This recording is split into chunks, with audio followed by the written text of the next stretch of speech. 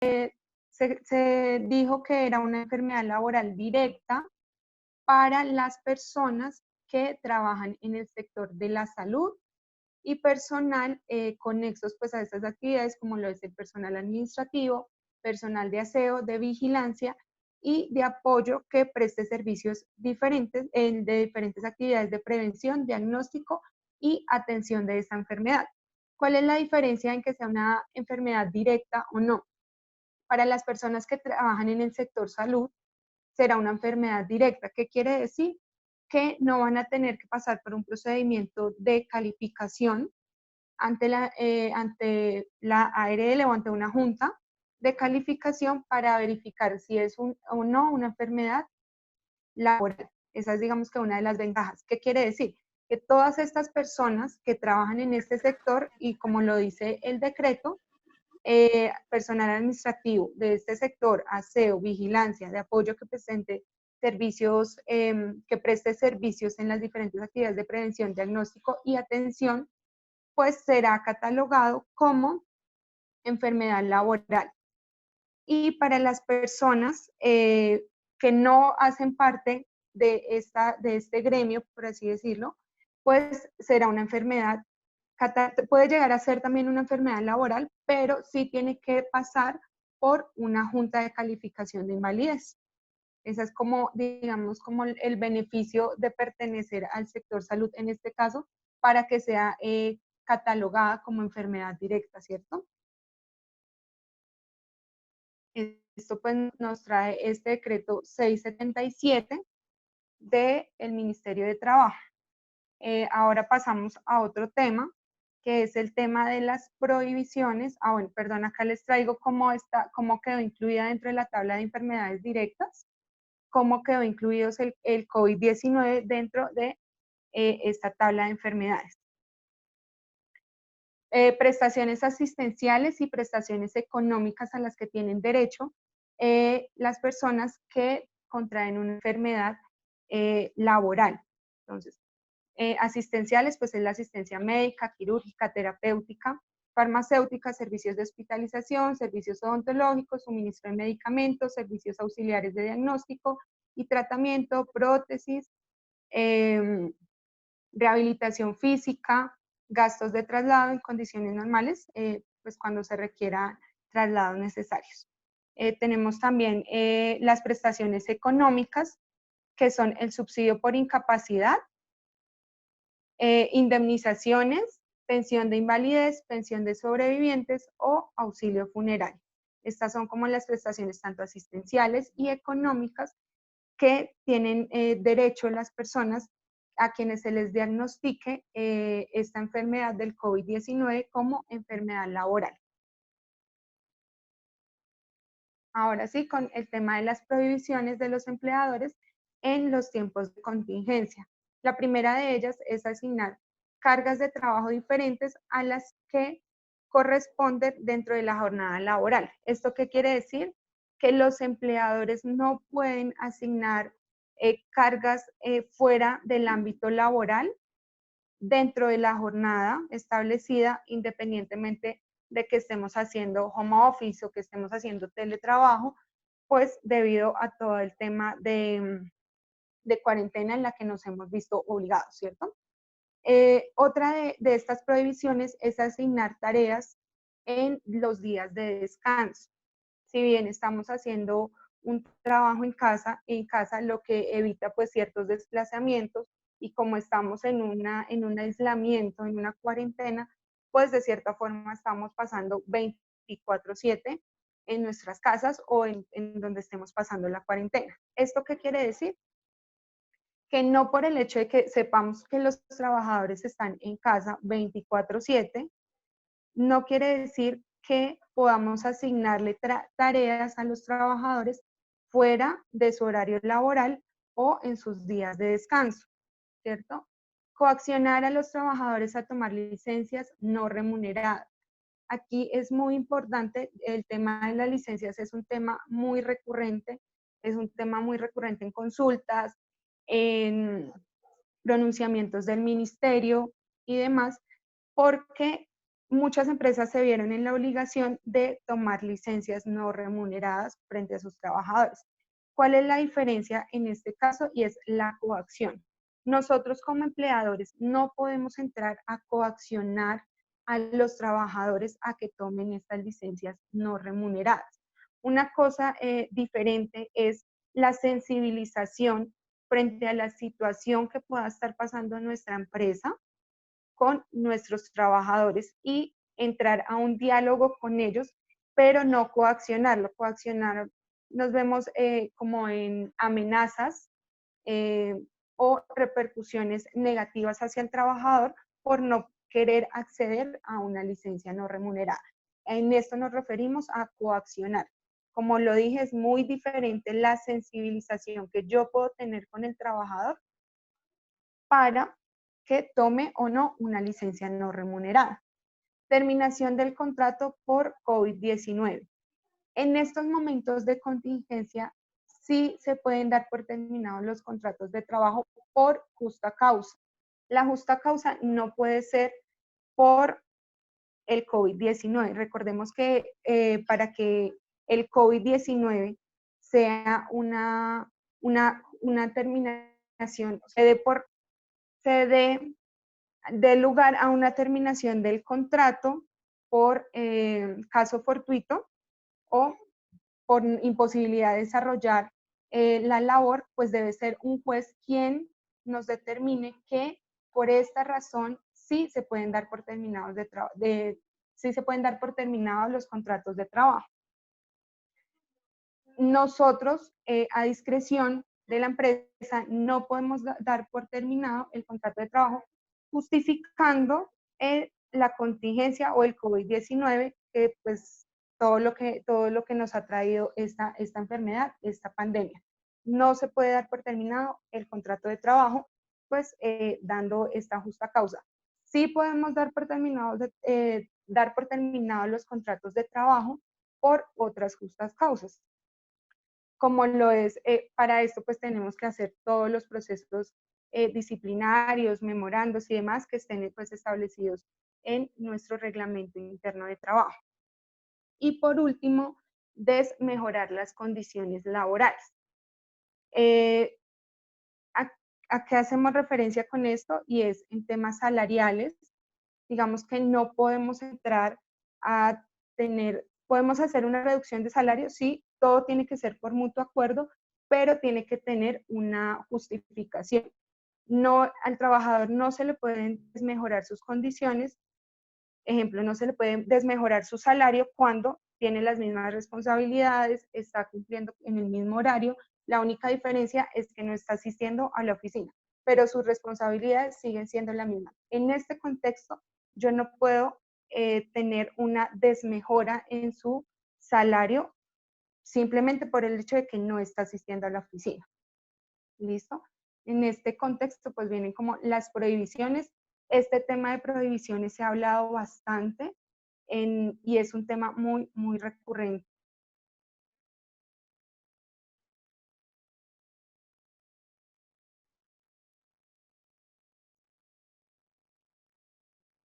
Bueno, y el siguiente tema pues es el programa de apoyo para el pago de la prima de servicios. ¿Quién nos estará hablando? La doctora Pamela Castro.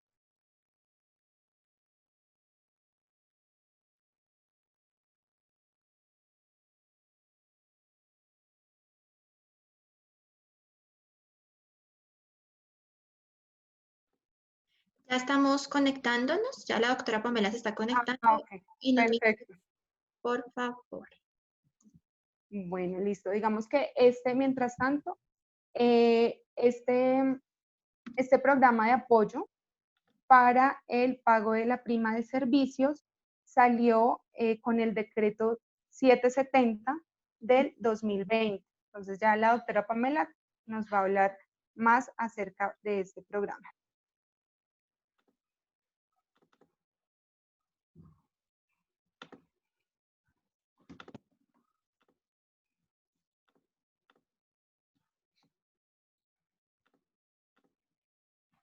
Recordemos, por favor, que al final de la sesión vamos a tener una ronda de preguntas porque me están activando el chat.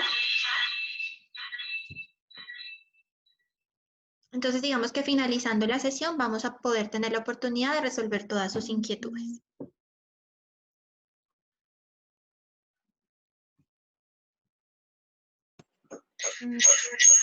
Buenas tardes para todos ustedes.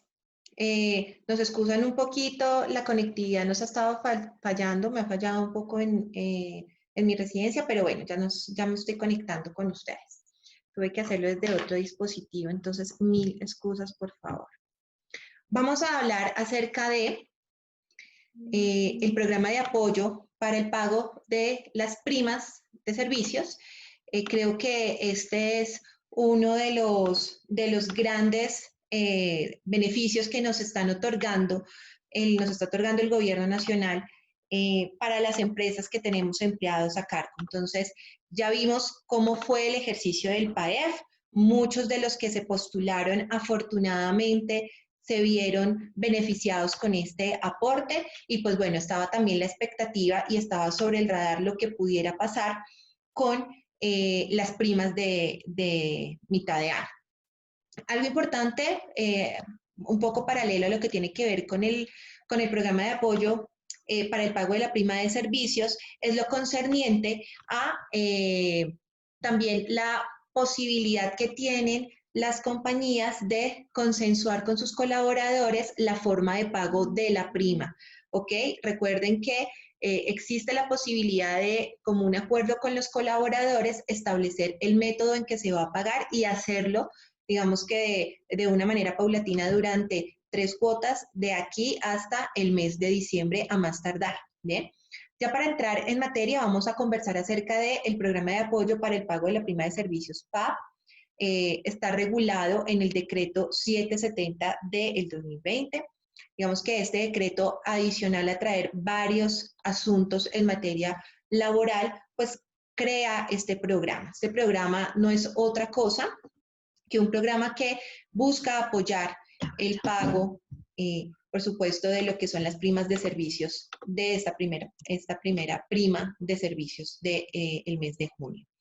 Por supuesto, con ocasión a todo lo que ha venido transcurriendo con la pandemia, muchos de los empleadores, muchos de nuestros clientes, pues venían con esa inquietud y con esa angustia de qué iba a pasar con relación a las primas de servicios. Es un programa algo similar a lo que es el PAEF, todavía no se ha regulado con relación al procedimiento, sin embargo también el decreto 770 nos hace como un abrebocas de lo que va a pasar con esta regulación y básicamente es que se va a asemejar muchísimo a lo que es el PAEF o lo que ha venido siendo el PAEF. De este modo, pues vamos a recordar varios puntos importantes que van a aplicar a nuestro PAP, pero estamos muy atentos también a que el Ministerio de Hacienda se pronuncie con relación a la especificidad de cómo vamos a acceder y que a su vez UGPP también se pronuncie en cuáles van a ser los canales de comunicación y cómo van a ser asimismo los formularios y certificaciones que se van a emplear. Recordemos la cuantía de este PAP.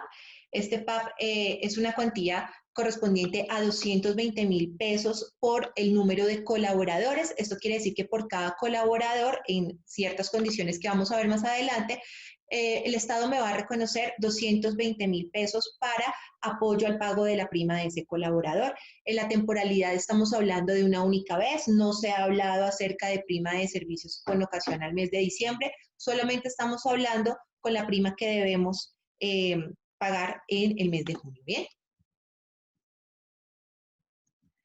¿A quiénes les aplica? En este sentido es muy similar, casi igual a lo que es el PAEF. Vamos a hablar de personas jurídicas, las que les aplica, personas naturales que tengan más de 3 colaboradores en la planilla pila del mes de febrero y por supuesto que no sean personas públicamente expuestas, ni sus compañeros permanentes, ni sus cónyuges, ningún familiar en el primero y segundo grado de consanguinidad. ¿Bien? También van a aplicar los consorcios y las uniones temporales. ¿Qué requisitos deben tener? Recordemos algunos de los requisitos. Primero, que se hayan constituido previamente al 1 de enero del 2020, que cuenten con una inscripción en el registro mercantil, por supuesto, en todo caso, deberá haber sido realizada o renovada por lo menos en el año 2019, para las entidades sin ánimo de lucro se deberá aportar una copia del RUT, exclusivamente aquellas entidades sin ánimo de lucro que estuvieron obligadas a presentar declaración de renta o la declaración de ingresos y patrimonio, o también que tengan la obligación de reportar información exógena en medios magnéticos por el año 2019. Las entidades cuya participación del Estado sea mayor al 50% van a estar excluidas, ¿bien? Y también lo que respecta con las uniones temporales y los consorcios, ellos también deberán aportar una copia del RUT. También qué requisitos se tiene que tener en cuenta, pues que los postulantes a este PAP deberán demostrar una disminución de sus ingresos en por lo menos un 20%. No debió haber sido beneficiario del aporte PAP, es decir, una multisolicitud, y por supuesto deberá tener un producto de depósito en entidad financiera, no necesariamente una cuenta de nómina, un producto de depósito de cualquier entidad financiera. ¿Cómo se va a calcular la disminución de ingresos? Resulta que todavía el ministerio no se ha pronunciado con relación a esta disminución de ingresos, pero a lo largo de este decreto se hace mucha injerencia en que podrá la UGPP, el ministerio, también el Ministerio de Hacienda, podrán adoptar el método de disminución, los formularios, las certificaciones y digamos que todo el procedimiento que se utilizó en el PAEF. Por eso, mientras no esté regulado, vamos a recordar cuáles son estos métodos de disminución. Existieron dos, los que posiblemente se van a tener en cuenta también para la postulación al PAP. El primero de ellos hace referencia a la comparación de los ingresos del mes inmediatamente anterior a la solicitud. Esto quiere decir que si debemos postularnos en el mes de junio, pues entonces haremos la revisión con relación al mes de mayo.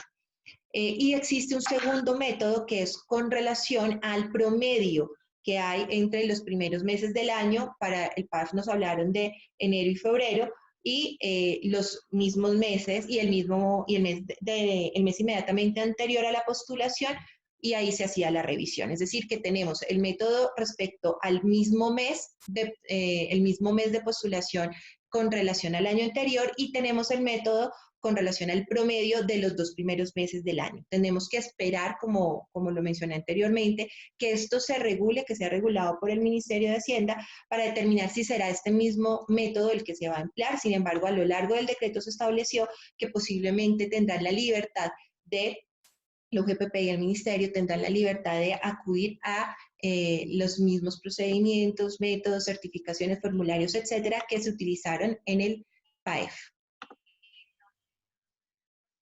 ¿Qué debemos tener en cuenta con relación a mis colaboradores? Primero, que se van a tener en cuenta exclusivamente los colaboradores que su ingreso base de cotización o cuyo ingreso base de cotización se encuentre entre un salario mínimo hasta 1 millón de pesos. Aquí están excluyendo a la población que se encuentre por encima de un ingreso base de cotización por encima de 1 millón de pesos. Y por supuesto, van a tener en cuenta los colaboradores que están relacionados en mi planilla del mes de junio. Digamos que no va a ser la única revisión que harán con planillas, porque también hacen referencia a que estos colaboradores que están relacionados en el mes de junio también debieron haber estado relacionados en el mes de abril y en el mes de mayo, es decir, que tendrán en cuenta 3 planillas, junio, abril y mayo. Aquí, digamos que de algún modo vemos que están siendo un poco más flexibles con relación al número de colaboradores. Con el PAEF, digamos que habían unas condiciones un poco más específicas, un poquito más amplias. Aquí se está limitando por ahora en lo que concierne al salario y que hayan estado relacionados en las planillas de junio, abril y mayo. ¿Bien?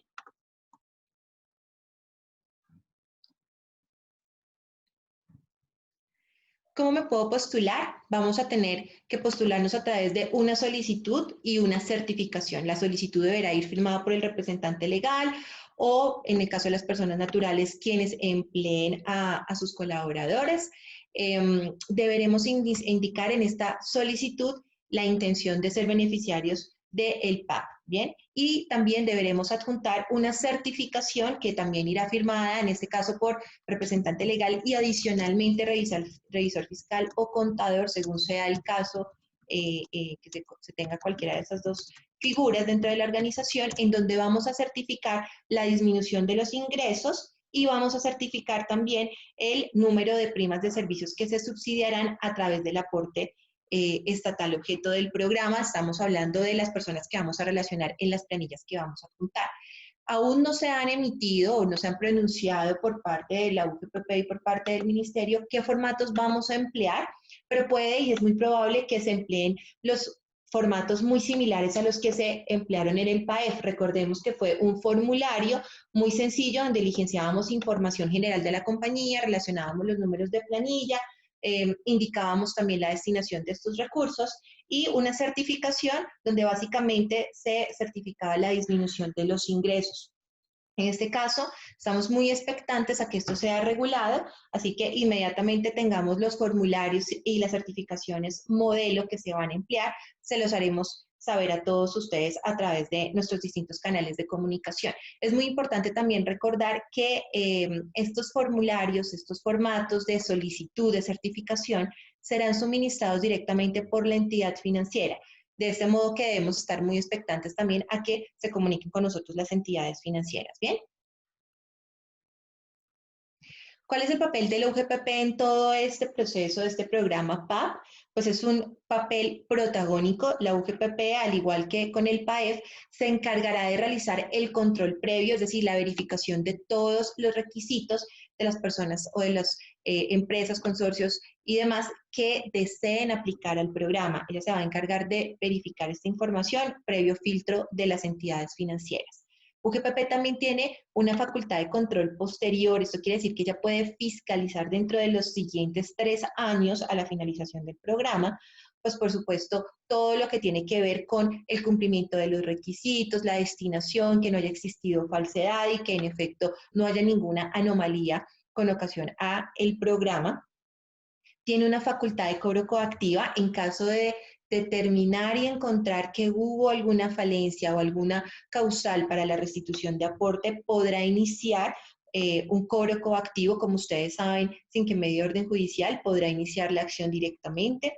Adicionalmente, podrá hacer una asignación aleatoria del aporte, es decir, que podrá discriminar dentro de mi relación de colaboradores quiénes podrán ser beneficiarios y quiénes no, atendiendo a los requisitos de salarios, que ya hablamos entre un salario y 1 millón de pesos, y atendiendo también a la connotación de afiliación o cotización en la pila del mes de junio, abril y mayo. ¿Bien? Tiene también una facultad de inspección muy importante, es una inspección documental de las entidades financieras, de los beneficiarios y de la DIAN. En este decreto se amplía un poco esta facultad porque la DIAN deberá también reportar toda la información que requiere UGPP para llevar a cabo de manera eficaz su proceso de verificación posterior al programa. Y por supuesto que tiene una facultad sancionatoria en caso de encontrar alguna anomalía o en caso de encontrar alguna un mal uso, indebido uso de los recursos, pues por supuesto que podrá iniciar cualquier facultad sancionatoria.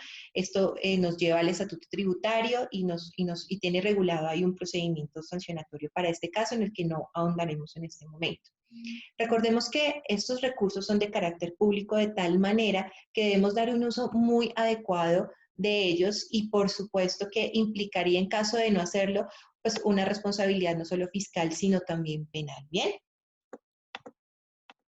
¿Cómo es el proceso? Aquí simplemente en este decreto nos están indicando cuáles son los canales de comunicación, no se han establecido fechas aún, pero ya sabemos que a través de las entidades financieras vamos a radicar las postulaciones, la solicitud y la certificación.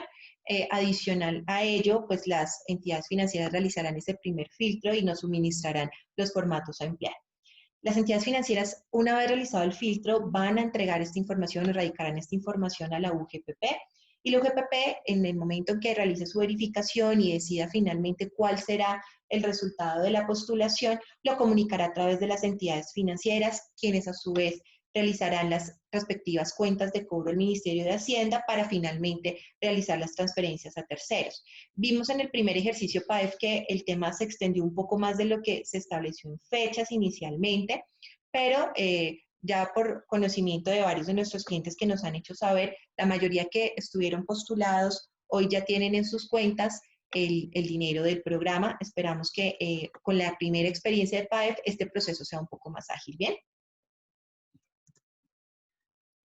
¿En qué casos debemos restituir los aportes? Recuerden que UGPP tendrá la facultad de investigar en dado caso que encuentre que una vez recibido el aporte se evidencia que no se cumplía con los requisitos exigidos en la norma, es decir, se pasó alguna anomalía y se otorgó el beneficio del programa. 2, que se compruebe que existió una falsedad en el momento de postularnos con la documentación que respaldamos nuestra postulación. Y por último, que el beneficiario no destinó el aporte para el pago de la prima de servicios. Aquí hay una excepción y es cuando las compañías tienen un crédito con el Fondo Nacional de Garantías para estos casos. En este evento, si existe un excedente entre el crédito del Fondo Nacional de Garantías y el programa del PAP, pues esa diferencia sí se podrá aportar a la deuda del crédito del Fondo Nacional de Garantías, única y exclusivamente porque la destinación de ese crédito no es otra que el pago de la prima. Solo en ese caso es que podrá tener una destinación distinta. Algunas características adicionales de este PAP es que tiene una exención de gravamen a los movimientos financieros, exclusión del impuesto sobre las ventas. Adicionalmente, que son recursos inembargables, esto también ya lo habíamos visto con el PAEF, y son recursos que no son sujetos de medida cautelar. La UGPP deberá, al igual que el Ministerio, establecer de común acuerdo un procedimiento en el que garanticemos en la medida de lo posible, o se garantice en la medida de lo posible que sea un medio virtual a través de medios electrónicos. Creo que es algo totalmente viable. De hecho, todas las consultas y demás se hicieron para el PAEF de este modo, así que no vemos por qué no sea un procedimiento distinto al que se ha realizado con el PAEF. Y la utilización de los procesos y formularios del programa PAEF posiblemente sean los que se vayan a aplicar para el PAP. Digamos que eso ya lo mencioné también anteriormente. Así las cosas, esto es lo que tenemos que hablar hasta el momento del PAP. Es un programa muy beneficioso para la mayoría de los empleadores. Por supuesto que la mayor población en nuestro país está, pues población trabajadora está entre un salario mínimo o va a impactar a un gran número de colaboradores, de ese modo que vemos con muy buenos ojos estos grandes alivios que está brindando el gobierno con este programa. Estamos muy expectantes a que se regule el procedimiento, los plazos, las fechas y demás para poder orientarlos un poco mejor, pero sí era importante comentarles cómo está este programa inicialmente estructurado, qué requisitos se deben tener en cuenta para que también vayan analizando al interior de su organización en cuánto puede ser el impacto de este alivio a sus cajas. Vamos a pasar ahora, por último, y finalizar a nuestra intervención del día de hoy. Vamos a hablar un poco acerca del auxilio de conectividad. Este es un auxilio que se vino a introducir a nuestra regulación con el decreto 771 del pasado 3 de mayo del 2020 y básicamente es un auxilio que consiste en una suma de 102.854 pesos, que era el valor establecido por el auxilio de transporte y que hoy va a ser un auxilio denominado auxilio de conectividad digital. Básicamente lo que se establece aquí es que va a haber una transformación del auxilio de transporte a un auxilio de conectividad digital para quienes aplique y con algunas características. ¿A quiénes aplica? Pues solamente va a aplicar a los trabajadores que, como en el caso del auxilio de transporte, devenguen hasta 2 salarios mínimos. Esto quiere decir la suma de 1.755.606 pesos. Pero adicionalmente a ello deberá ser destinado a trabajadores que estén desempeñando la modalidad de trabajo en casa. ¿Qué aspectos debemos tener en cuenta respecto al auxilio de conectividad? No es un auxilio acumulable al de transporte. Si un colaborador está devengando su auxilio de transporte, no va a percibir auxilio de conectividad y viceversa. ¿Listo? No son acumulables. Y este auxilio no aplica para los trabajadores que estén desempeñando la modalidad de teletrabajo. aquí es muy importante hacer injerencia en las diferencias que existen entre el trabajo en casa y el teletrabajo. El trabajo en casa es el trabajo que se puede desarrollar, por supuesto, desde nuestra casa y que se autoriza por parte del empleador de manera ocasional, temporal y excepcional. Muchos de nuestros colaboradores se encuentran en trabajo en casa, no en teletrabajo, con ocasión a lo que está sucediendo, de manera ocasional, temporal y excepcional. La figura denominada home office, o trabajo en casa no está regulada en nuestra legislación, no existe para la legislación laboral colombiana. Y en todo caso, a diferencia del teletrabajo, no es una modalidad contractual, ¿bien? No implica que exista una modificación del lugar de trabajo, no está regulada por nuestra legislación, por ende no lo podemos establecer contractualmente. Recordemos que es una modalidad de trabajo ocasional, temporal y excepcional. El teletrabajo, por supuesto que sí está regulado, es el trabajo que no requiere la presencia física del trabajador en las instalaciones de la empresa. Indica adicionalmente que deberá apoyarse en el uso de las tecnologías de la información y comunicación TIC y adicionalmente requiere unas condiciones o unos requisitos adicionales, como por ejemplo, que la empresa debe suministrar las herramientas necesarias para que se pueda ejecutar esta función, como una silla ergonómica, el computador portátil, una línea telefónica. Adicionalmente, el lugar destinado al teletrabajo debe ser verificado por el empleador. Aquí recordemos que hay unas condiciones muy importantes establecidas a través de nuestras ARL. Adicional a lo anterior, también se les debe incluir en el programa de seguridad y salud en el trabajo y permitir que ellos participen en las actividades de estos programas. Los empleadores adicionalmente deben proveer y garantizar el mantenimiento de los equipos. Deberemos destinar revisiones a las conexiones. Deberemos también verificar que todo el esquema de la conexión sea óptimo para que ellos puedan desempeñar su labor. Bien. A los teletrabajadores no se les serán aplicables las disposiciones sobre la jornada máxima legal, horas extras y trabajo nocturno, ¿bien? Eso no implica que no estén, pues, que estén sometidos a cargas exhaustivas de trabajo, no es el caso, pero no tienen ese tipo de condiciones como si existe en el home office o como existe, por supuesto, en los trabajos presenciales. En virtud de lo dispuesto de la Ley 1221 del 2008 y el Decreto 884 del 2012, para poder implementar la modalidad del teletrabajo dentro de la compañía, es necesario que de forma previa se incluya un capítulo especial sobre este tema en el reglamento interno de trabajo, se firme el otro sí y por supuesto que se haga el reporte a la ARL. No es el caso de la mayoría de los colaboradores que con ocasión a contingencia COVID-19 se encuentran en home office, cosa muy distinta al teletrabajo. Y por último, es indispensable que elegir esta modalidad de trabajo la empresa ponga en conocimiento al Ministerio de Trabajo de esta situación. Bien, entonces queríamos traerles a ustedes estos temas importantes de relevancia que vienen siendo noticia en estas últimas 2 semanitas. Así que pues esperamos que haya sido una información de su agrado, que haya sido una información que les haya permitido a ustedes aclarar algunas dudas. Como les comentábamos, todavía el PAP falta por regular muchas cosas. Sabemos que se va a ir muy alineado a lo que fue el PAEF, pero les estaremos dando los instructivos correspondientes a su aplicación en el momento que esto sea regulado por el Gobierno Nacional, a través del UGPP, a través del Ministerio de Hacienda.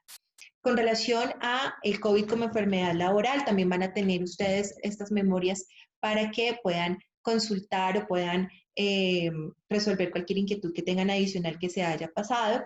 El auxilio de conectividad, ya sabemos que no es un auxilio acumulable, el auxilio de transporte que aplica para ciertos trabajadores que se encuentren en una modalidad específica, que no es precisamente la modalidad que estamos empleando en estos momentos. Y adicional a ello, también conversamos acerca de algunas prohibiciones que se tienen en materia de contingencia a nuestros empleadores. ¿Listo? Vamos a resolver algunas preguntas que nos han venido formulando a través de nuestro chat, a través de los formularios previos a la convocatoria. Así que vamos a darle paso a Ana María para que nos cuente un poco acerca de qué preguntas surgieron en este webinar.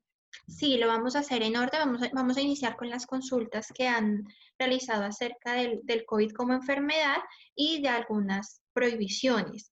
Nos pregunta si un trabajador que no sea del sector salud puede ser calificado como COVID en enfermedad laboral, doctora Viviana. Bueno, en este caso puede llegar a ser calificado como una enfermedad laboral, pero como lo dije, hay una diferencia entre que sea del sector salud y que no sea del sector salud. En este caso, si no es del sector salud, tiene que pasar por una calificación ante la Junta Nacional pues de Calificación de Enfermedades. Sí puede llegar a ser calificado como enfermedad laboral, pero pues tiene que ser calificado por la Junta, a diferencia de los trabajadores del sector salud, que van a ser calificados apenas se diagnostique como una enfermedad laboral. Ok, muchas gracias. Nos hacen otra pregunta. Una persona contratada con 70 años, pero que no está laborando precisamente por el tema de la contingencia, ¿puede ser finalizado su contrato? No, recordemos que el COVID-19 no puede ser utilizado como fuerza mayor para dar por terminado un contrato de trabajo.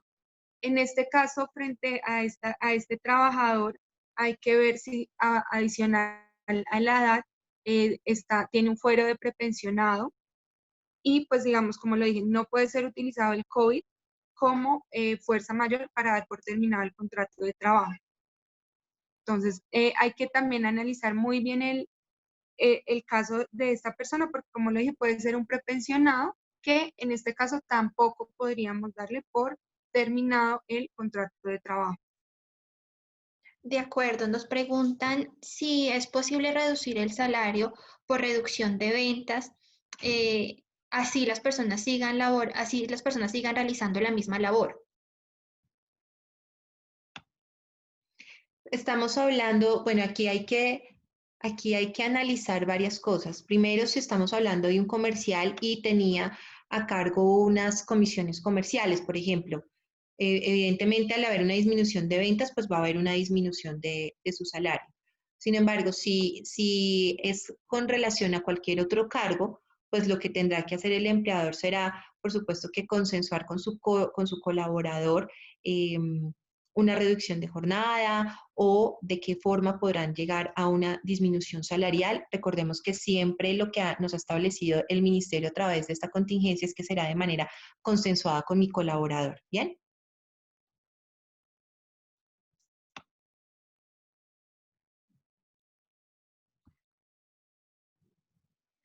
A ver, aquí nos están haciendo algunas preguntas.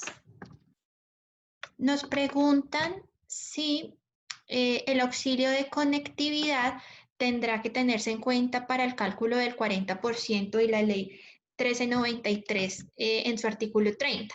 Entonces, básicamente aquí tenemos que remitirnos a lo que ha dirimido siempre la UGPP y es respecto de los aportes a la seguridad social y es referente a, pues, precisamente el manejo que se le dan esos auxilios. Si bien el auxilio de conectividad viene de algún modo a subsanar o a reemplazar el auxilio de transporte legal, que en los procesos de fiscalización de la UGPP igual este concepto se está teniendo en cuenta al límite de la ley 1393, con más seguridad podemos indicar que sí es necesario incluirlo dentro de nuestra nómina como un concepto no salarial, el cual tendrá que ser validado el 40%, que digamos que en algunos casos donde tengamos a colaboradores flexibilizados o con auxilios no salariales, nos podrán exceder, pero digamos que no es una suma significativa en colaboradores que en dado caso pues no tengan este tipo de conceptos y por lo tanto pues muy posiblemente no tendrán que hacer base a seguridad social. Nos hacen alguna pregunta. ¿Es posible que en el caso del auxilio de conectividad yo otorgue una parte en especie y otra en dinero? Ya que actualmente lo estoy pagando un plan de datos ilimitados y minutos por 62.000 pesos. Así las cosas, el excedente se lo puedo girar en dinero en su cuenta de nómina. Pues mira, la regulación realmente al respecto ha sido, digamos que muy cerrada con relación a la forma en que se va a reconocer. Aquí nos están hablando de un auxilio, una suma en dinero. no nos están dando todavía cabida que pueda hacerse en especie, ¿no? Estamos hablando es que en teoría es un auxilio que deberá percibir el colaborador en dinero.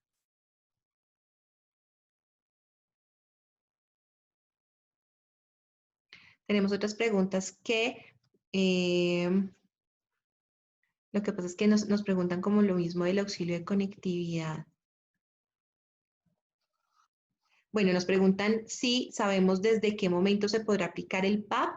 No existe todavía una estipulación de fechas, pero en el decreto nos dicen que van a tener en cuenta la planilla del mes de junio, es decir, que la postulación será posterior a que realicemos el pago de esa planilla. De este modo, pues nos hace como luces que posterior a la presentación de esto es que vamos a podernos postular, pero hasta el momento no se ha regulado. Estamos muy expectantes a que el Ministerio de Hacienda y la UGPP lo regulen para darles, por supuesto, toda la información completa. Buenas tardes. ¿El auxilio de conectividad solo es para trabajadores que ganen hasta 2 salarios mínimos? Sí, es correcto, que es el mismo requisito que tienen los auxilios de transporte. Entonces, va hasta colaboradores que devenguen hasta los 2 salarios mínimos, ¿bien?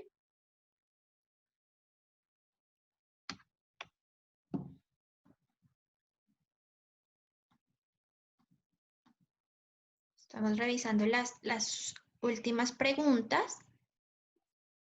Me dicen que no les quedó claro si el auxilio de conectividad aplica en modalidad de teletrabajo o modalidad de trabajo en casa. Aplica para colaboradores que devenguen hasta 2 salarios mínimos, es decir, 1.755.606 pesos, y trabajadores que estén desempeñando la modalidad de trabajo en casa, que como hablábamos es una modalidad que no se encuentra regulada, que no se encuentra, digamos que establecida en alguna norma, simplemente es una forma de trabajo que es de manera ocasional, de manera temporal y de manera excepcional. Aplicará para esos colaboradores. A diferencia del teletrabajo, que ya sabemos que es una modalidad que sí está regulada, que debemos pactar contractualmente, informar al ministerio y cumplir con algunos requisitos como suministrar las herramientas, verificar la conexión, suministrar una silla, suministrar un escritorio, informar a ARL acerca de esta modalidad, entre otros requisitos. ¿Bien?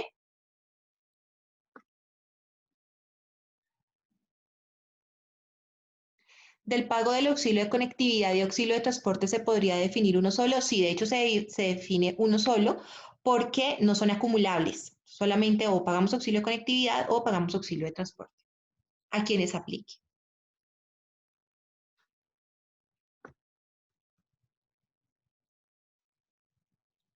Bueno, si las postulaciones son para el mes de julio, en este mes se debe hacer el pago de las primas y posteriormente aplicar el subsidio.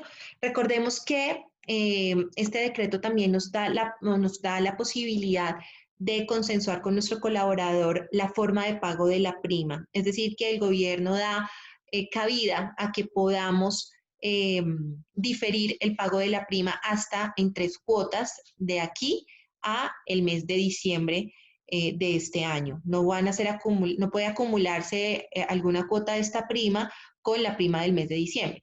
Entonces, si no existe la liquidez en estos momentos para la compañía pagar el total de las primas, lo que sugerimos es que rápidamente concerte con sus colaboradores la forma en que va a pagar esta prima y pueda aplicar al subsidio en el momento que se establezcan los plazos para poder apoyar su liquidez y su caja. Mi pregunta es acerca de la destinación de los recursos de la prima. Si les pago la prima al personal ahora el 30 de junio y luego solicito el beneficio del PAP y voy a recuperar esos recursos. ¿Si es viable? Sí, por supuesto que es viable porque finalmente fue con ese destino.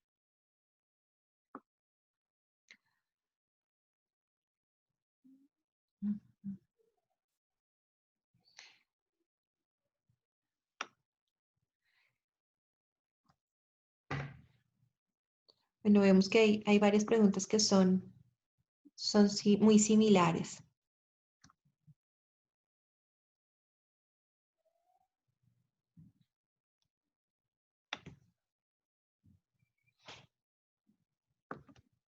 Nos reiteran si debemos pagar auxilio de conectividad o auxilio de transporte. Creo que no ha quedado claro. Bueno, para las personas que están prestando su labor de manera presencial y no se encuentran en modalidad de trabajo en casa, que es una modalidad que no está regulada, que es ocasional, excepcional, para ellos aplicará el auxilio de transporte en dado caso que se estén desplazando. Para quienes se encuentran en modalidad de home office o trabajo en casa, para ellos se va a migrar o va a transformarse del auxilio de transporte a un auxilio de conectividad. No son acumulables. Creo que con esta respuesta damos finalización a la ronda de preguntas. Les queremos reiterar que la parte de los videos o algunos lapsos vamos a encontrar en nuestro canal de YouTube. Nos encuentran como Belavenco Abogados para poder recapitular o si quedan algunas dudas acerca de nuestro webinar, puedan resolverlas. De otra parte, podemos atender o resolver sus inquietudes al correo ana.castro@belavenco.com. Si quedaron algunas inquietudes, de pronto que no fueron resueltas en esta sesión, las podremos atender con mucho gusto por medio de consulta en correo electrónico. Les confirmo, ana.castro@belavenco.com. De otra parte, la presentación será remitida a sus correos electrónicos. Recordemos que debieron haberse inscrito previo con el correo al cual pues les haremos llegar la presentación. Agradecemos mucho su participación, esperamos poderlos invitar y convocar en una próxima sesión para tratar temas de actualidad, decretos, normativa y todo lo que está sucediendo con todo el tema de la contingencia y COVID. Mil gracias y feliz tarde para todos.